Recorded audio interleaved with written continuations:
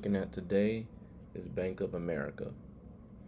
All right, so my bias is going to be um, that we're looking at selling Bank of America for the next 6 months. Here's why.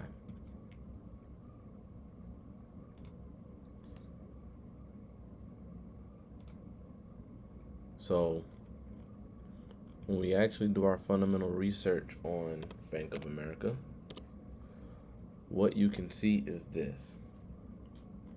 Okay. So they got hit with a $250 million fine.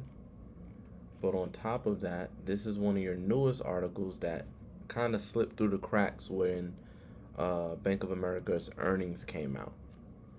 So what we see here, even though we can't necessarily get into it, it explains that Bank of America uh, loses or expands their uh, their losses from 7 billion all the way to 105.8 billion. So when we come back here to the charts, it makes it very hard for me to buy Bank of America just looking at the fundamental catalyst. But once you actually start to conceptualize and see what's going on here, then you start to see where they're trapping a lot of traders in these buying positions.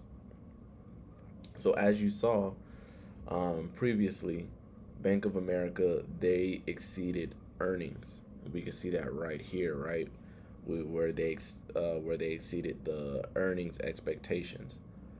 Well, even though they exceeded their earnings expectations, if you look deeper into their finances, you can actually see where they actually dropped from from quarter one. So we had an estimate of what, 0.81, and then we reported 0.94. But now as you go into quarter two, as you see, we actually did the opposite. We declined in earnings, and future projections for quarter three and quarter four is also, we're also looking at a decline versus an incline.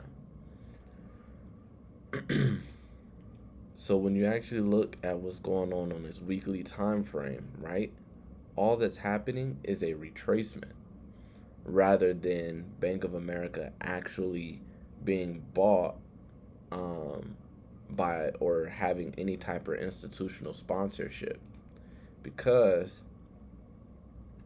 you can see where we're actually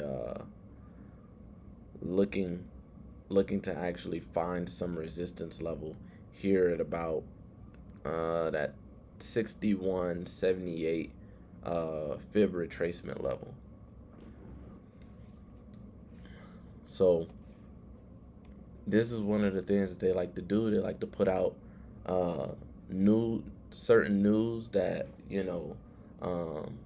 will entice buyers or sellers away from the overall fundamental catalyst that suggests that Bank of America should continue selling or selling off as an asset rather than actually gaining. And as we look forward to quarter three and quarter four, we can actually see where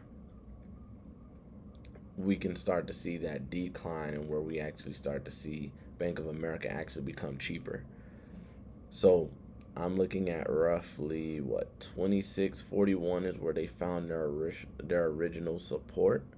I'm looking to actually break through that and actually look to see Bank of America valued at about $23 a share.